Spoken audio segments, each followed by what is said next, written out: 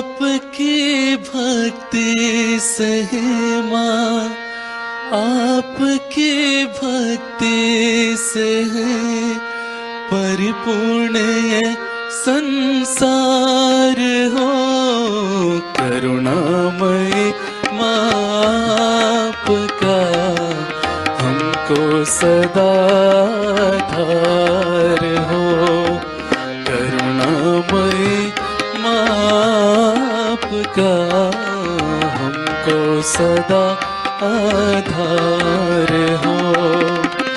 आपकी भक्ति से माँ, आपकी शक्ति से परिपूर्ण ये संसार हो।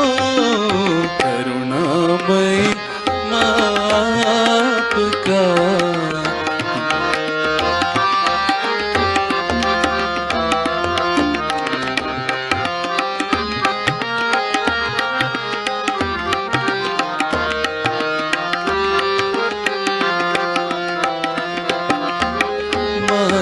पिता बंधु सखा माँ ज्ञान हो, माँ प्राण हो।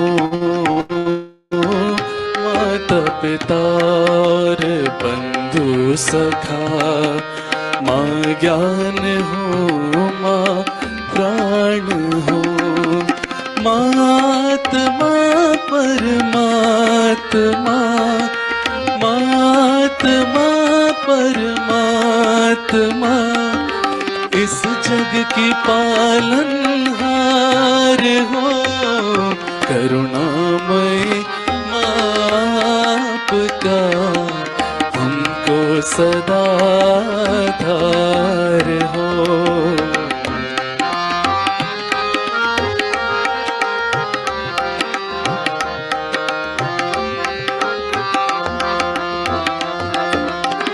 अहंकार प्रति अहंकार से हमको बचाना माँ सदा। अहंकार प्रति अहंकार से हमको बचाना माँ सदा। शुद्ध और निर्मल हमारा, शुद्ध और निर्मल हमारा सर्वदा आचार हो। करुणामय माँ आपका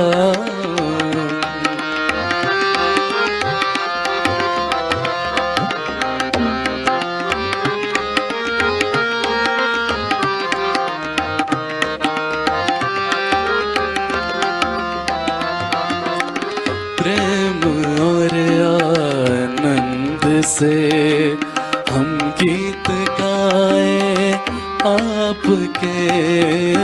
प्रेम और आनंद से हम गीत गाए आपके।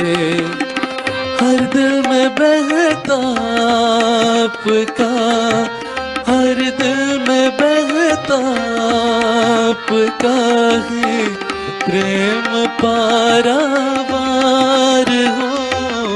करुणामय माँ आपका हमको सदा आधार हो।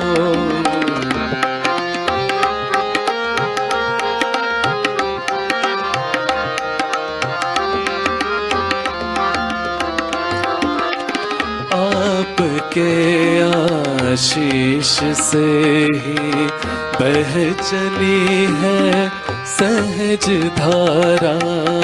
आपके आशीष से ही बह चली है सहज धारा।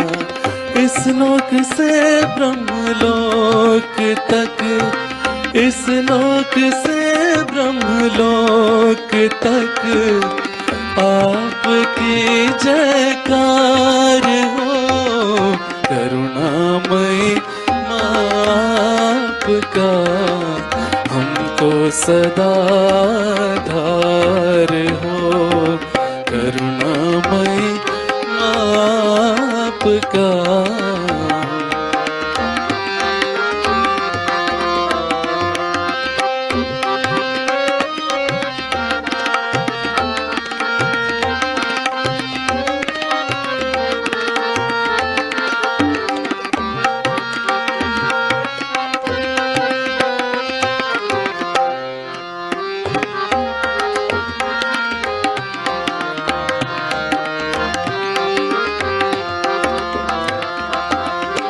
वंदना कर सुमिरन करें, पूजन करें माँ आपका। वंदना कर सुमिरन करें, पूजन करें माँ आपका। सहज ज्योति से सदा, सहज ज्योति से सदा रोशन सहज परिवार हो। करुणामयी आपका हमको सदा धार हो। करुणामयी आपका हमको सदा आधार हो। आपकी भक्ति से ही माँ, आपकी शक्ति से ही माँ परिपूर्ण है संसार हो। करुणामयी आपका हमको सदा धार हो।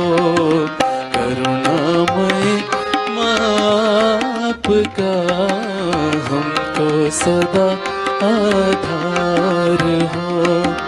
हमको सदा आधार हो। हमको सदा आधार हो।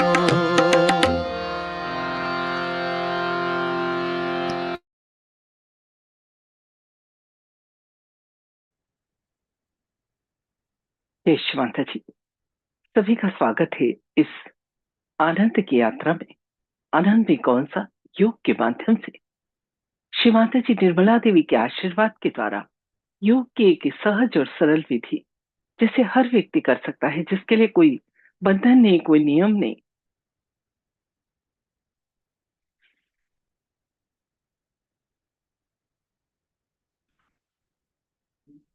जिसे करना बहुत आसान, जिसके लिए कुछ छोड़ने की जरूरत नहीं। क्या आज से आपको इस तरह का खाना खाना होगा या इस तरह के कपड़े पहनना होगा, जैसे हैं वैसे ही रहते हुए जीवन को और सुंदर ढंग से चलाने की कला है सहज योग। एक योग का इतना सरल और सहज तरीका जिसे जो बहुत ही अनमोल भी है, जिसे पैसों से खरीदा ही नहीं जा सकता। इसलिए ये योग पूरी तरह से विनामूल्य भी है और पूरे विश्व में आज 180 देशों में सहयोग फैला है, वो भी पूरी तरह से फ्री ऑफ चार्ज। कहीं इसका कोई पैसा लिया दिया नहीं जाता है। ईश्वर को, आनंद को क्या आप खरीद सकते हैं? वो तो आपके अंदर है। सिर्फ खुद को जानना और खुद को पहचानना है कि आप कौन है, कितनी बड़ी शक्ति है, ईश्वर ने आपको क्यों बनाया है। ईश्वर सदैव देखता है कि जब मानव जाति परेशान होती है तो किसी न किसी स्वरूप में इस धरती पर आता है, कभी गुरु के रूप में, कभी अंशावतार, तो कभी पूर्णावतार। तो अभी जब घोर कलयुग अपनी चरम सीमा पर है, तो एक ऐसे स्वरूप की आवश्यकता थी जो प्रेममय हो, करुणामय हो।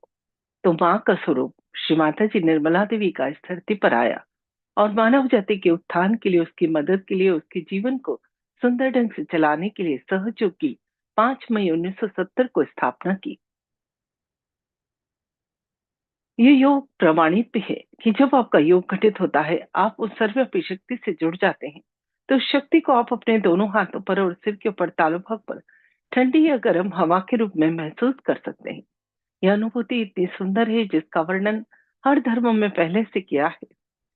तो हिंदू धर्म में आदि गुरु शंकराचार्य ने अपने सौंदर्य लहरी नामक ग्रंथ में इसका वर्णन किया है कि जब माँ की कृपा होगी तो आपको सलीलम सलीलम ठंडा ठंडा चैतन्य महसूस होगा। बाइबल में उसके बारे में वर्णन है कि जब होली घोस्ट आएगी तो कूल ब्रीज आपको महसूस होगी। मुस्लिम धर्म में इसे रूप तो पातंजल ने इसे ऋतंभरा प्रज्ञा कहा है। और भी बहुत सारे धर्मों में इसका नाम तो है, पर इस शक्ति को जागृत करना क्योंकि बहुत ही कठिन काम था, इसलिए कोई भी इस कुंडलिनी शक्ति के जागरण की बात नहीं करता था। सभी लोग कहते थे थोड़ा ध्यान धारणा पूजा व्रत उपास यह सब कर लो, पर यही अंतिम चीज है कुंडलिनी शक्ति के जागरण के द्वारा योग करना उस सर्वव्यापी शक्ति से या उस डिवाइन पावर से। यदि योग की डेफिनेशन देखें तो इतनी सी है कि जुड़ना, किसका, इस अंदर वाले का उस बाहर वाले से कनेक्ट होना। और जब योग घटित हो जाता है तो उस शक्ति को हम फील कर पाते हैं, जैसे हिंदू धर्म में आदि गुरु शंकराचार्य ने सलीलम सलीलम ठंडे ठंडे चैतन्य के रूप में वर्णित किया है। तो बाइबल में इसे cool breach of the Holi ghost कहा है। मुस्लिम धर्म में रूह तो पातंजल ने इसे ऋतंभरा प्रज्ञा कहा है। और भी बहुत सारे धर्मों में इसके अलग अलग नाम तो हैं, पर इस शक्ति को जागृत करना जो आपकी अपनी व्यक्तिगत माँ है, जन्मों जन्मों से आपके साथ है, जहाँ आपकी रीढ़ की हड्डी खत्म होती है वहां पर विराजमान है। इसे जागृत करना कठिन था, इसलिए कोई भी इसकी जागृति की बात नहीं करता था। ये योग जो हमने बच्चों के बीच के जाके कराया स्कूल कॉलेज हॉस्टल में, तो हमने देखा सभी के बीच परिवर्तन आते हैं, अंदर की कॉस्मिक दिशा में चेंजेस आते हैं। बच्चे तो इतने अच्छे हो गए कि उनका IQ IQ ग्रास्पिंग पावर इस सब में तो सुधार हुआ ही, पर जो सबसे बड़ी चीज थी बच्चों के अंदर वह देखी हमने, संस्कार। ऐसे बच्चे इतने संस्कारिक होते हैं, कभी भी अपशब्द नहीं बोलते, कभी गलत बात नहीं बोलते, गलत रास्ते नहीं जाते, गलत लोगों की साथ नहीं बैठते, और तो और पारस की तरह होते हैं, जहां जाते हैं अपने जैसे 10 और बना के लाते हैं। और बड़ों का आदर तो ये बच्चे बिल्कुल इस तरह से करते हैं जैसे बड़े उनके लिए भगवान हो। अगर वाकई में इस विश्व में परिवर्तन लाना है तो इस योग को स्थापित करना ही होगा, और यह संस्कार हर व्यक्ति में डालना ही होगा। तभी इस विश्व में सुख शांति प्रेम और आनंद की स्थापना होगी। थोड़ी मेहनत हमें जरूर करनी होगी, बाकी माँ की कृपा से सब कुछ घटित होगा, पर इसके लिए हमको आगे तो आना ही होगा। आज मैं करीब 30 साल से इस योग से जुड़ी हूँ। माँ के आशीर्वाद से बहुत सारे शहर, दिल्ली बॉम्बे कलकत्ता पुणे सभी दूर रही, खुद तो करती रही, उनकी कृपा से जन जन तक सहयोग को पहुंचाती रही, और लोगों में बहुत सुंदर परिवर्तन देखे। जब ये योग गांव में जाके कराया किसानों को, तो उन्होंने सहज कृषि की, मतलब बीजों को बोने के पहले श्री माता जी के समक्ष रखा, जल रखा, और उस चैतन्य जल और बीज को अपने खेतों में डाला। तो उनका ऐसा कहना था कि फसल बहुत अच्छी आई, फसलों को कीड़ा नहीं लगता था, और जो पुराना कर्जा है वो खत्म हो गया। इसी तरह से डॉक्टर्स ने अपने पेशेंट पर प्रयोग किया, क्योंकि बड़े बड़े साइंटिस्ट डॉक्टर्स इस पर रिसर्च करने में लगे हैं कि ये वाइब्रेशन या चैतन्य हमारे अंदर किस तरह से कार्य करता है, और इसे उपयोग करने के बाद जीवन में क्या परिवर्तन आता है। तो डॉक्टर्स का ऐसा कहना था कि ऐसे पेशेंट जिनका कि इलाज ही संभव नहीं था, उनको मेडिटेशन प्लस मेडिसिन दोनों दिया, तो उनकी रिकवरी जल्दी होने लगी। इसी तरह से जब हमने ये योग साइंटिस्ट को कराया, डॉक्टर गायकों को कराया, तो उन्होंने अपने ढंग से अपनी क्षेत्र में इसका प्रयोग किया और बहुत ही सुंदर रिजल्ट आया। तो जो जिस क्षेत्र से आया था उसने अपने क्षेत्र में इस चैतन्य का प्रयोग किया और बहुत ही सुंदर उसके रिजल्ट देखे। आजकल जिससे मिलो वही फ्रस्ट्रेशन, डिप्रेशन, तनाव, यह सब बात करता है। यह सब आता कहाँ से और क्यों आता है, थोड़ी सी इस विषय पे चर्चा करते हैं। अभी आपकी स्क्रीन पर ही अंदर के सूक्ष्म शरीर का सेटल सिस्टम का फोटो आ गया है। बाहर से भले ही हम लोग दिखने में अलग अलग हैं, पर अंदर से हम सबका शरीर एक जैसा होता है। जब बच्चा माँ के गर्भ में 3 माह का होता है, तो वो ईश्वर की शक्ति तालु भाग से प्रवेश करती है और शरीर में 3 नाड़ी और 7 चक्र बनाती है।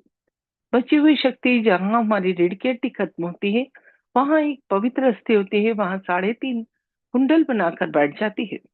यह शक्ति कुंडल बनाकर बैठी रहती है, इसलिए इस शक्ति को कुंडलिनी शक्ति कहते हैं। ध्यान में अभी हम इस शक्ति को ही जागृत करेंगे।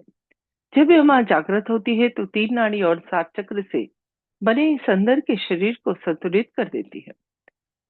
इस कुंडलिनी शक्ति को प्योर एनर्जी भी कहते हैं। अब ये जो विद्या नाड़ी है इसे चंद्र नाड़ी भी कहते हैं। इसे साइंस में लेफ्ट सिंपैथेटिक नर्वस सिस्टम कहते हैं। ये इसमें हमारा सारा भूतकाल संचित रहता है। जब मन में बहुत ज्यादा पुराने विचार चलते हैं, उन्हें भूल ही नहीं पाते, उदास रहते हैं, खुद को कोसते हैं, दुखी रहते हैं, तो ये चंद्र नाड़ी और ठंडी हो जाती है। और जब इसकी ठंडक हमारे अंदर पहुंचती है तो ऐसे लोगों को low blood pressure, depression, paralysis, इस तरह की प्रॉब्लम होती है। और बच्चे पढ़ाई करने बैठते हैं और उन्हें नींद आती है। एक दूसरी नाड़ी पिंगला नाड़ी है जिसे सूर्य नाड़ी कहते हैं, जिसे साइंस में राइट सिंपैथेटिक नर्वस सिस्टम कहते हैं। बहुत ज्यादा जब मन में भविष्य के विचार चलते हैं, वही कल्पनाएं रहती हैं, हमेशा चिंतित रहते हैं, तो ये सूर्य नाड़ी होने से और गर्म हो जाती है। और जब यह गर्मी हमारे अंदर आती है तो ऐसे लोगों को high blood pressure, heart attack, asthma, paralysis, इस तरह की प्रॉब्लम होती है। अब बच्चे तो पढ़ाई करने बैठते हैं तो मन ही नहीं लगता, माइंड बहुत डिस्ट्रैक्ट रहता है, अपने काम पर फोकस ही नहीं कर पाते हैं। तो जब हम ध्यान करते हैं, शक्ति का जागरण करते हैं, तो उसका रास्ता होता है ये मध्य नाड़ी, सुषुम्ना नाड़ी, जिसे कि पैरासिम्पथेटिक नर्वस सिस्टम कहते हैं। इस रास्ते से जब वो शक्ति ऊपर उठती है, क्योंकि ये वर्तमान की नाड़ी है, तो जो साधक ध्यान करता है उसका चित्त धीरे धीरे वर्तमान में आ जाता है। जब चित्त वर्तमान में आ जाता है तो सबसे पहला फायदा होता है मन शांत और प्रसन्न हो जाता है। प्रसन्न चित्त से आप जो भी काम करते हैं, आपका कार्य में सफलता प्राप्त होती है। आपके अपने कार्य पे फोकस हो पाता है, क्योंकि आपका माइंड प्रेजेंट में है। पास्ट या फ्यूचर में रहने से आप अपने माइंड को सही ढंग से उपयोग नहीं कर पाते हैं। और प्रेजेंट में मस्तिष्क के रहने से बीमारियां भी आपके अंदर से आप ही धीरे धीरे चली जाती हैं। साथ ही आपके आर्थिक, सामाजिक, भौतिक और स्वास्थ्य संबंधी दशाओं में भी धीरे धीरे सुधार होता है। आपके अंदर से पॉजिटिव एनर्जी निकलती है, जहां जाती है जाते हैं लोग आपको बहुत पसंद करते हैं और इसके आने से बहुत अच्छा लगता है। अब ये चक्रों की बात करते हैं। हमारे शरीर के अंदर ये 7 चक्र होते हैं। हर चक्र की अलग अलग क्वालिटी है और अलग अलग देवता हैं। जब यह कुंडलिनी शक्ति जागृत होती है तो हमारे अंदर स्थित इन चक्रों को नरिश करती है, इन्हें खोलती है और इन चक्रों पर विराजमान देवताओं को भी हमारे अंदर जागृत कर देती है।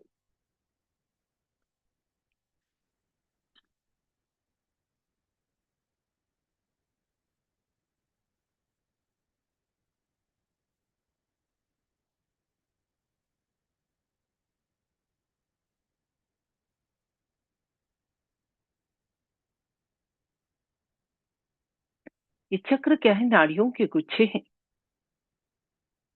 और जितनी भी नर्व से नाड़ियां हैं, हाथ और पांव पर आकर खत्म होती है। तो सहयोग का ये एक नया आविष्कार है, खुद को जानना, खुद को पहचानना। क्या आपके शरीर में कोई चक्र में दोष है, तो उसका पता आपको अपने हाथों पर और पांव पर चल जाएगा। क्योंकि जब ये शक्ति का जागरण होता है तो ये, अगर चक्र में दोष है तो वहां रुककर कार्य करती है। और जब माँ को कार्य करना पड़ता है तो उस चक्र की नर्व्स का एंड पॉइंट जो हाथ और पांव पे है, वहां पर झंझनाहट या गर्माहट होती है। और जब चक्र शुद्ध हो जाता है तो ठंडा चैतन्य उस स्थान से बहने लगता है।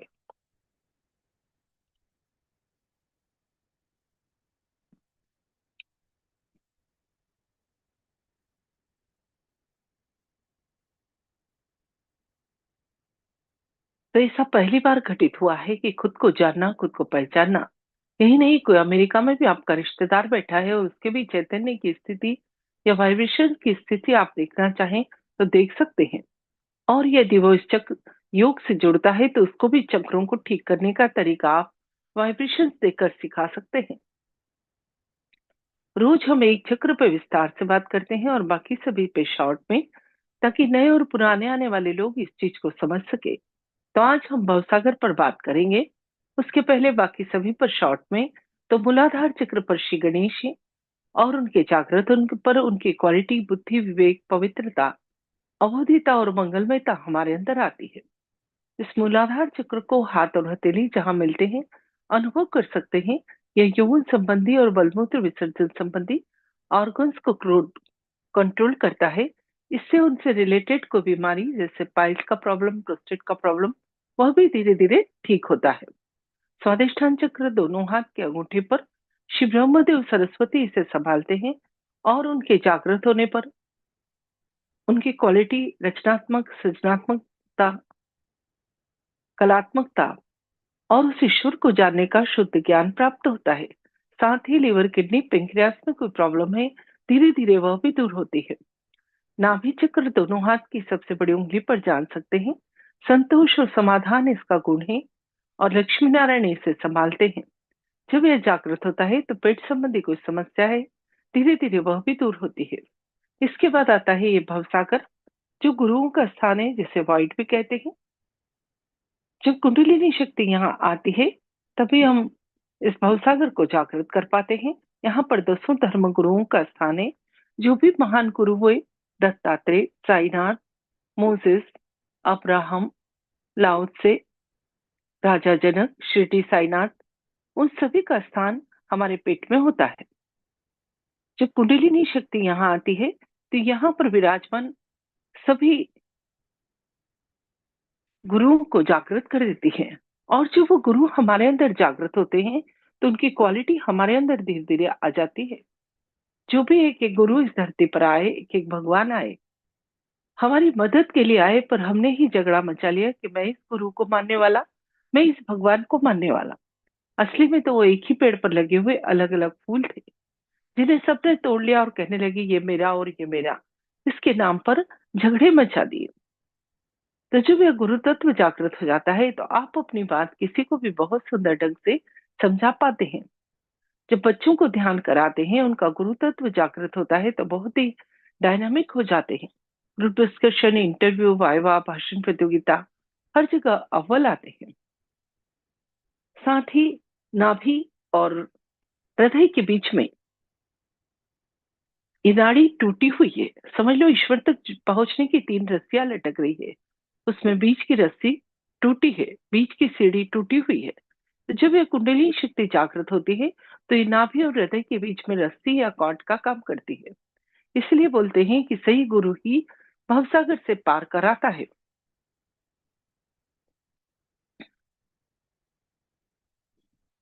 ये आपकी स्क्रीन पर बहुत सुंदर ढंग से सभी कुछ दिखाया जा रहा है। ये भवसागर का स्थान हाथ की हथेली के बाहरी हिस्से में होता है। यही 10 धर्मगुरु आज्ञा चक्र से ऊपर जाकर एकादश रुद्र का स्वरूप लेते हैं।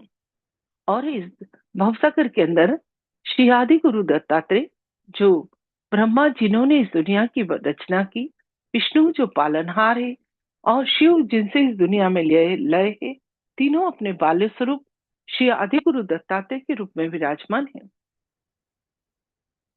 यदि कोई आपके ऊपर अगुरु गुरु गुरु का प्रभाव है, जाने अनजाने में हम उसके चक्कर में पड़ गए हैं, तो पेट संबंधी समस्या सदैव बनी रहती है। इसके लिए आपको प्रार्थना करनी है, लेफ्ट हैंड शिव माता जी की तरफ करके और राइट हैंड को पेट के ऊपरी हिस्से में रखने पर रखकर यहाँ पर कहें, शिव माता जी, आपकी कृपा में मैं स्वयं का गुरु हूँ, क्योंकि मैं आत्मा हूँ, इसलिए आप ही मेरी गुरु हैं, अब मेरा कोई गुरु नहीं। यदि आप ऐसा 10 बार कहते हैं तो आपको पेट संबंधी कोई समस्या है, धीरे धीरे वह दूर हो जाएगी। साथ ही आप भवसागर पर कैंडलिंग भी कर सकते हैं। और फुट सूप करने की जो एक तरीका है नमक के पानी में पांव रखने का, उससे आधे से ज्यादा चक्रों नाड़ियों के दोष वो नमक का पानी अपने अंदर शोषित कर लेता है। इसलिए हर सहयोगी को नियमित फुट सूप जरूर करना है।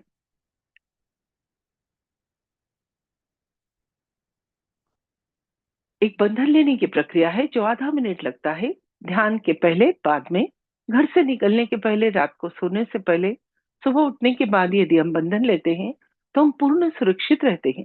हमारे आसपास एक ओरा बनता है, ओरा हमको हमेशा प्रोटेक्ट करता है।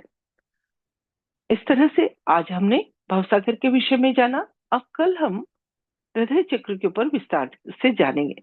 हृदय चक्र का स्थान हृदय में, मध्य में और दोनों हाथ की छोटी उंगलियों पर। जब यह चक्र जागृत होता है तो हमारा इम्यूनिटी सिस्टम स्ट्रांग होता है, हम बार बार बीमार नहीं पड़ते हैं।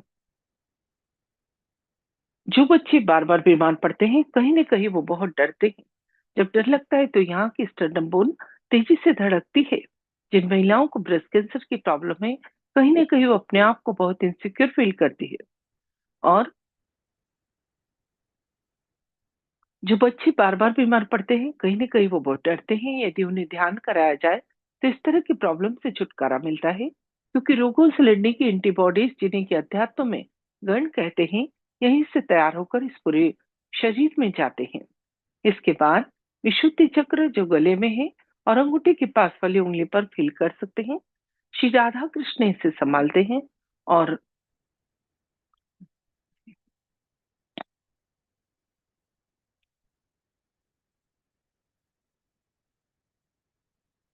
उनकी क्वालिटी, वाणी में मधुरता, साक्षी भाव, डिवाइन डिप्लोमेसी हमारे अंदर जागृत होती है। साथ ही नाक कान गले से रिलेटेड कोई बीमारी जैसे स्पेंडोलाइटिस, थायराइड, उसमें भी सुधार होता है। आज्ञा चक्र तीनों नाड़ियां यहाँ पर आकर मिलती है। लेफ्ट नाड़ी राइट में और राइट नाड़ी लेफ्ट में जाकर इस स्थान को ब्लॉक कर देती है। तो यहाँ पर यह अहंकार और प्रत्यहंकार के दो बैलून्स बन जाते हैं, जो शक्ति के मार्गों को अवरुद्ध करते हैं। पर जब इस चक्र की क्वालिटी, जो क्षमा की शक्ति है, श्री माता जी के आशीर्वाद से हमारे अंदर आती है, तो यह कुंडलिनी माँ इस आज्ञा चक्र से ऊपर उठकर सहस्त्रार चक्र, जो सिर के ऊपर तालु भाग पर है, लिम्बिक एरिया है, वहां पर एक ब्रह्मरंध्र है, उसे भेद कर उस चारों तरफ फैली हुई परमात्मा की शक्ति से हमारा योग करा देती है। और जब योग घटित होता है तो उस शक्ति को दोनों हाथों पर और सिर के ऊपर तालु भाग पर ठंडी या गर्म हवा के रूप में महसूस कर सकते हैं। उसके पहले हम अपने सूक्ष्म शरीर को शुद्ध करेंगे। इसको शुद्ध करना हमें नहीं आता है। बाहर का शरीर तो हम क्रीम पाउडर साबुन लगाकर ठीक कर लेते हैं, पर ये अंदर का शरीर ठीक करना हमें नहीं आता। जिस तरह से एक मिट्टी का खिलौना मिट्टी लगाकर जोड़ सकते हैं, यदि टूट जाता है, उसी तरह से ये अंदर का शरीर जिन 5 तत्वों से बना है, जल, आकाश, अग्नि, पृथ्वी और वायु, उन्हीं की मदद लेकर इसे शुद्ध करते हैं और फिर ध्यान में जाते हैं।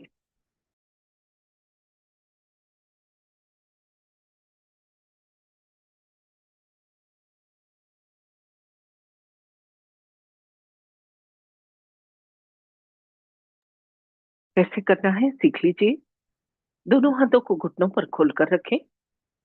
यह हाथ बहुत ही महत्वपूर्ण है। सुबह उठकर इन हाथों के दर्शन करते हैं हम। कराग्रे वस्ते लक्ष्मी बोलते हैं। अब अपना सीधा हाथ या राइट हैंड धरती मां पर रख दें।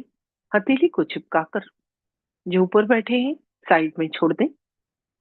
एक दिया जरूर जलाइए ध्यान शुरू करने के पहले, क्योंकि सहज पूरा 5 तत्वों पर आधारित है।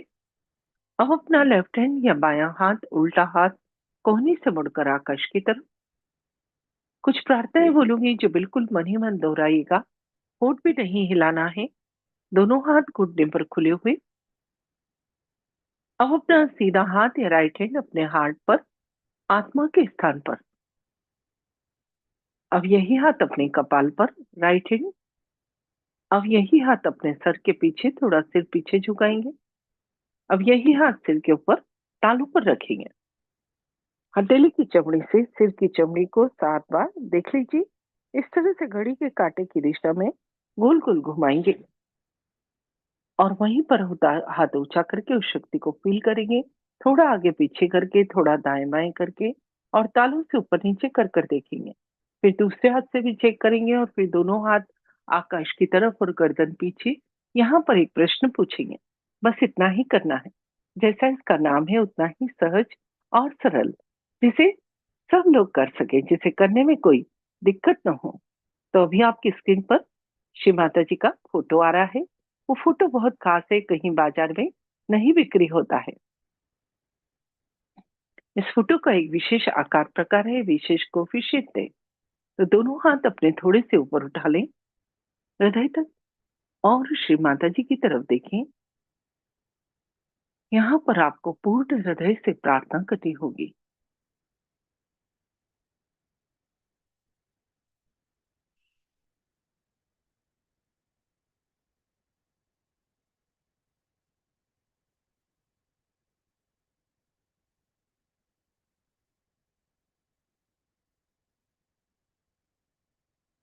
माँ कृपा करके मुझे आत्म साक्षात कर दो। वो जो कुंडलिनी शक्ति है, जो आपकी अपनी व्यक्तिगत माँ है, जो जन्मों जन्मों से आपके साथ है, वो सब जानती है आप क्या चाहते हैं।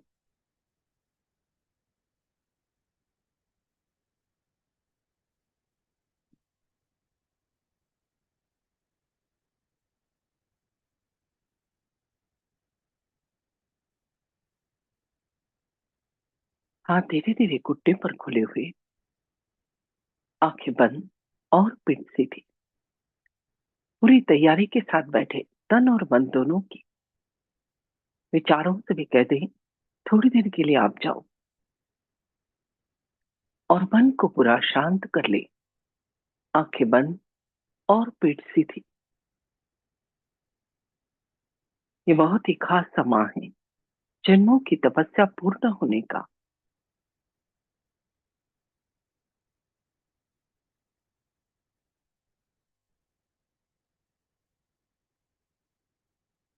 चित्त को पूरा अंदर रखें।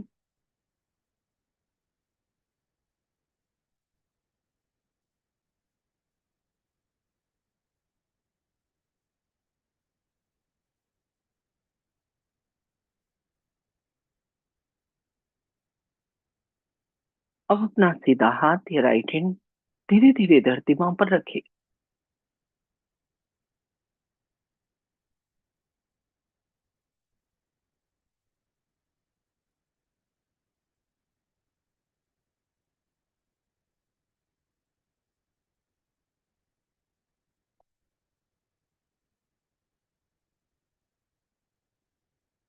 यहाँ पर प्रार्थना करनी है पूर्ण हृदय से।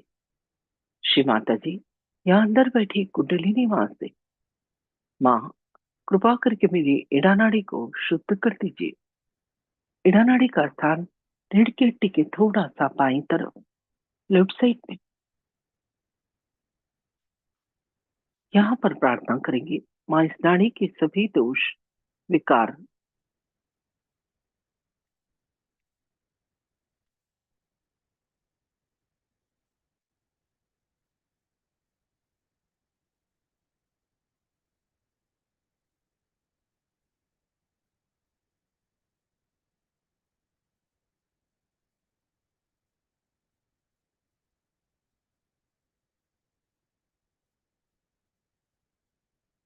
जन्मों जन्मों से आई खराबियां, कुसंस्कार, आलस्य, इन सभी को आप सीधे हाथ के द्वारा धरती माँ में समा दो।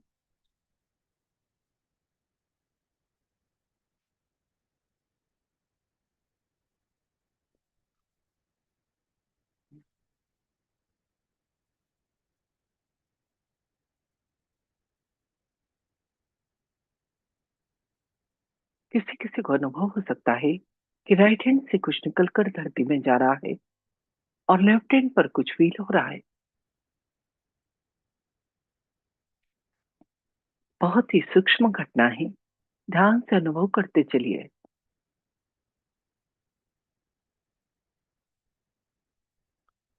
हाथ धीरे धीरे उठाकर घुटने पर खुला हुआ सीधा हाथ, अब उल्टा हाथ या लेफ्ट हैंड कोहनी से बढ़कर आकाश की तरफ।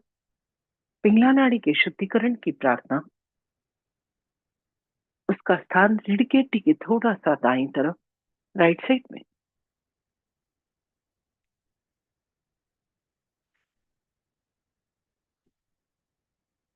प्रार्थना करेंगे, माँ इस नाड़ी के सभी दोष, विकार,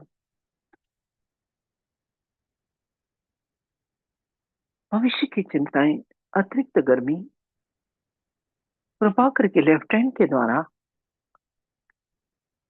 आकाश तत्व में समा दो।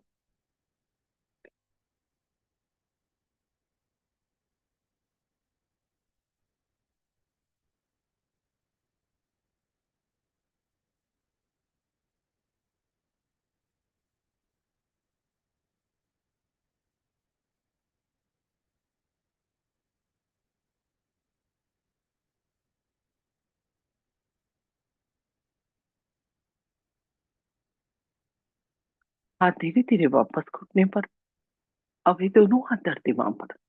धरती माँ को प्रणाम और प्रार्थना। हे धरती माँ, अभी भी मेरी दोनों नाड़ियों में यदि कोई दोष बाकी है, तो कृपा करके आप अपने अंदर शोषित कर लो।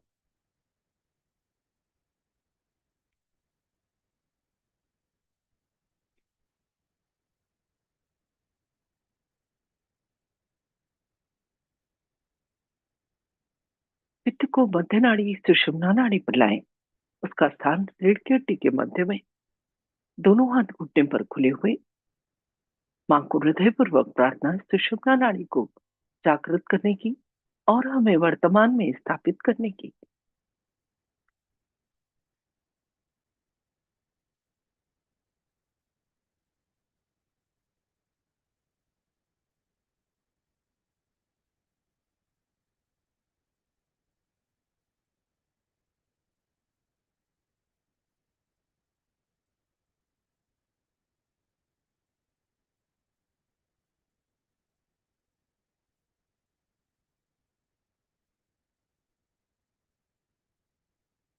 अब अपना सीधा हाथ या राइट हैंड अपने हृदय पर, आत्मा के स्थान पर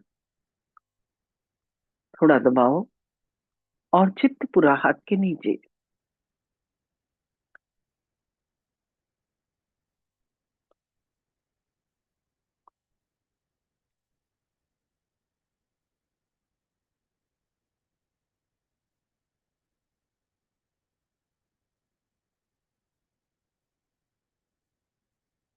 यहाँ पर कहें, मां में शुद्ध आत्मा हूँ।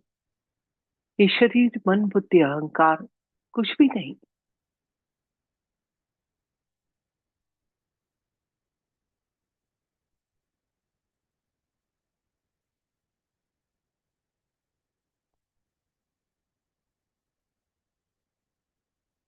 और जब मैं आत्मा हूँ तो मैं निर्दोष भी हूँ।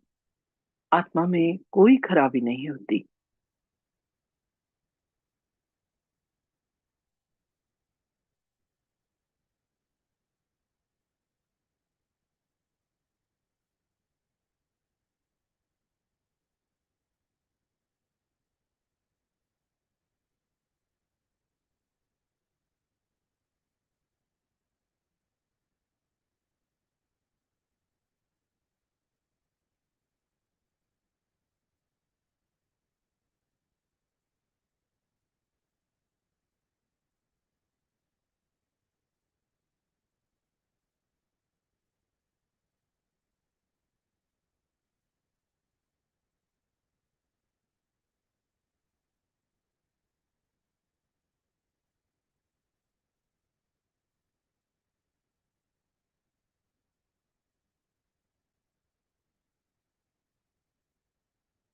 अब यही हाथ उठाकर अपने कपाल पर रख लें, जहां बिंदी लगाते हैं।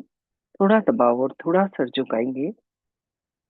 यहाँ पर कहें, माँ, आज मैंने सबको क्षमा किया और अपने आप को भी क्षमा किया। किसी व्यक्ति का नाम न लें। जब आप क्षमा करते हैं तो वो परमात्मा देखता है, जिसने भी आपको तकलीफ दी है उसको।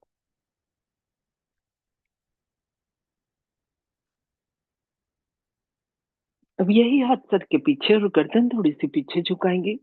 यहाँ पर कहेंगे, माँ, जाने अनजाने में उस परमात्मा की शान के खिलाफ यदि मुझसे कोई कार्य हुआ है तो क्षमा करो। परमात्मा क्षमा का सागर है, दया का सागर है। हमारी सभी गलतियों के लिए क्षमा करता है।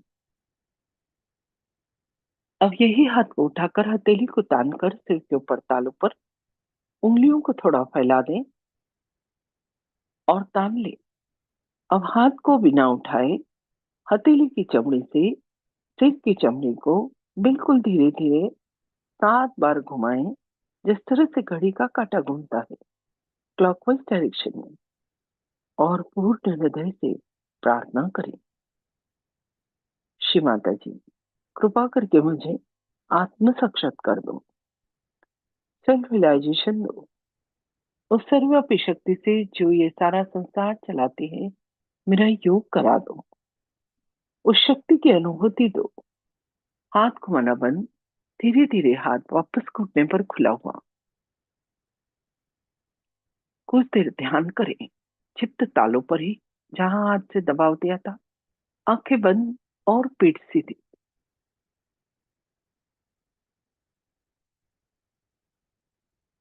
विचारों को सिर्फ देखें और उन्हें माफ करते जाएं।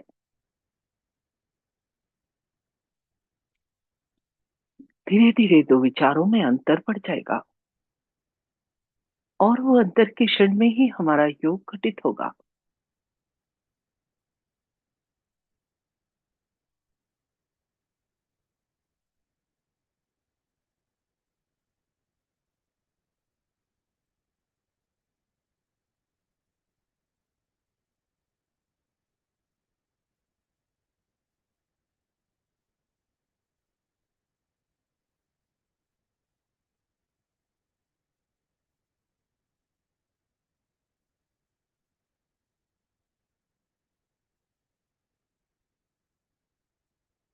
आंखें बंद ही रखें और अपना अटेंशन दोनों हाथ की हथेली और उंगलियों के टिप्स पर लाए। क्या महसूस हो रहा है? खाली अनुभव करना है। हाथों पर ठंडा, गरम, उंगलियों के टिप्स पर कुछ झंझनाहट, हथेली में कुछ गोल घूमता हुआ या हाथ भारी हो गए हों, ऐसा कुछ भी दोनों हाथ में या एक हाथ में अनुभव होगा। ये जो अनुभव हो रहा है, ये इस बात का प्रमाण है कि हमारी शक्ति का जागरण हो गया और उस ईश्वर की निराकार शक्ति हमारे दोनों हाथों पर और सिर के ऊपर तालु भाग पर ठंडी या गर्म हवा के रूप में महसूस होने लगी है।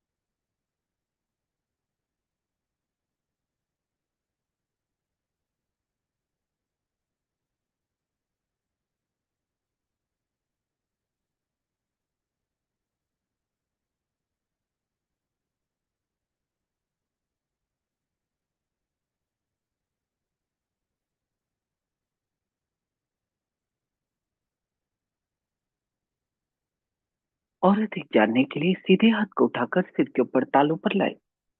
हाथ को बालों से 4-5 इंच ऊपर कर दें और अनुभव करें तालू से निकलती हुई ठंडी या गर्म हवा हथेली को छूती हुई। कंफर्म करने के लिए हाथ थोड़ा तालू से आगे पीछे, थोड़ा दाएं बाएं और तालू से ऊपर नीचे कर देखें। किसी को तो बहुत ऊपर तक ठंडक महसूस होती है। बहुत ही सूक्ष्म घटना है। ध्यान से अनुभव कीजिए। हाथ वापस घुटने पर अभी दूसरे हाथ से चेक करें। हाथ को तालू से थोड़ा ऊपर रखें और अनुभव करें तालू से निकलती हुई ठंडी या गर्म हवा हथेली को छूती हुई। हाथ थोड़ा तालू से आगे पीछे, थोड़ा दाएं बाएं और तालू से ऊपर नीचे कर देखिए। अभी अपने दोनों हाथ आकाश की तरफ, गर्दन पीछे, और एक प्रश्न पूछे, माँ क्या यही वो शक्ति है जो सारा संसार चलाती है? क्या यही परमात्मा के प्रेम की शक्ति है? क्या यही डिवाइन पावर है? उत्तर में आपके हाथों पर और स्पष्ट अनुभूति होगी। ये इस बात का प्रमाण है कि हमारा प्रश्न सही है। हाथ धीरे धीरे वापस घुटने पर और कुछ सेकंड शांत बैठे अपने अंदर देखें इस समय की स्थिति को। क्या मन शांत है, प्रसन्न है, विचार कम है? यदि इसका उत्तर हाँ है तो दोनों हाथ जोड़ ले। अंदर बैठी कुंडलिनी माँ और श्री माता जी को धन्यवाद स्वरूप प्रणाम करें। जिन्होंने भी आज पहली बार ज्वाइन किया या कुछ ही दिनों से आ रहे हैं, सभी से मेरी रिक्वेस्ट है, लगातार सेशन को तब तक अटेंड करें जब तक चक्रों और नाड़ियों का ज्ञान और चैतन्य की अनुभूति नहीं हो जाती। उसके बाद आप हमारे गहन ध्यान का सेशन अटेंड कर सकते हैं। इस सब के बारे में और अधिक जानकारी आपको दी जाएगी। जय श्री माता जी।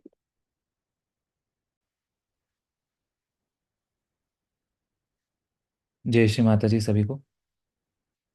जो भी साधक आज पहली बार जुड़े हैं, आपसे विनती है कि कुछ दिन इस सेशन को आप ज़रूर देखें। धीरे धीरे सभी चक्रों और नाड़ियों की जानकारी आपको मिलेगी और इसी के साथ आपकी अनुभूति भी बढ़ेगी। नए साधकों के लिए आत्म साक्षात्कार के कार्यक्रम रोज़ दिन में 3 बार इसी यूट्यूब चैनल पर लाइव रहते हैं। पहला कार्यक्रम सुबह 8 बजे, दूसरा दोपहर 4:15 और तीसरा रात 7:45 बजे। अपनी सुविधा अनुसार आप कोई सा भी कार्यक्रम अटेंड कर सकते हैं। सुबह 8 बजे और दोपहर 4:15 बजे के कार्यक्रम के बाद, ध्यान के बाद, आप अपने प्रश्न भी हमसे यूट्यूब पर लाइव चैट में पूछ सकते हैं या जूम मीटिंग ज्वाइन करके डायरेक्ट बात भी कर सकते हैं। आप चैनल सब्सक्राइब कर लेंगे तो रोज़ होने वाले कार्यक्रम की लिंक आपको ईजिली मिलती रहेगी। इसी के साथ इस चैनल पर हमने बहुत से ट्यूटोरियल वीडियोस, वर्कशॉप के वीडियोस, चक्रों नाड़ियों की जानकारी के वीडियोस भी अपलोड किए हैं, जिन्हें देखकर आप सहजयोग की पूरी जानकारी ले सकते हैं। जिन साधकों को कुछ समय हो गया है, आप चाहें तो रोज़ 5:30 बजे गहन ध्यान का कार्यक्रम भी इसी यूट्यूब चैनल पे होता है, उसे भी अटेंड कर सकते हैं। सभी साधकों से विनती है, सुबह शाम 5 से 10 मिनट ध्यान ज़रूर करें। रोज़ फुट सोकिंग करें, श्री माता जी के प्रवचन सुने और सप्ताह में कम से कम एक बार सामूहिक ध्यान के लिए आप अपने अपने शहर या गांव के सेंटर पर ज़रूर जाएं। सेंटर कहाँ और कितने बजे लगता है, इसकी जानकारी आप ऑनलाइन देख सकते हैं या हमसे भी पूछ सकते हैं।